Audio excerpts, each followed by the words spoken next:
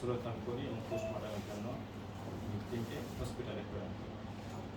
এরপরই আমরা তদন্ত শুরু করি যে এই ঘটনা কারা ঘটাতে পারে। তার বয়স 80 বছর, সে একা একটা রুমের ভিতরেই থাকে।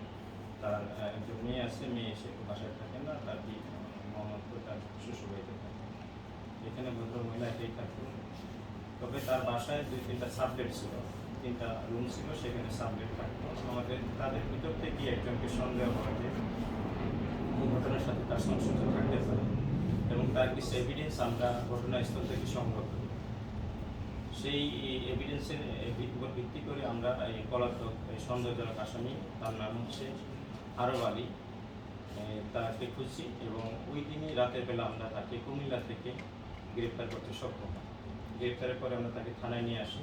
আনার পরে সে এই ঘটনার সত্যতা স্বীকার করে যে এই হত্যাকাণ্ড সে নিজে ঘটিয়েছে এবং একাই ঘটিয়েছে। এবং এই হত্যাকাণ্ডের অনেকটা কারণ হিসেবে সে জানায় যে ব্যক্তিগত আক্রোশ থেকে, তার সাথে এই মালিকের অর্থাৎ এই ভিকটিম মহিলার তার একটা ব্যক্তিগত ক্রোধ ছিল। এই ক্রোধ থেকে এই হত্যাকাণ্ড সংঘটিত হয়েছে বলে এখন পর্যন্ত আমাদের কাছে সে স্বীকার করে।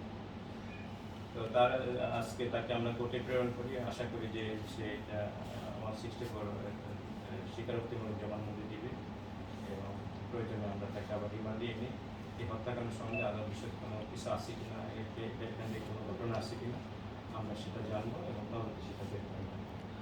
আচ্ছা।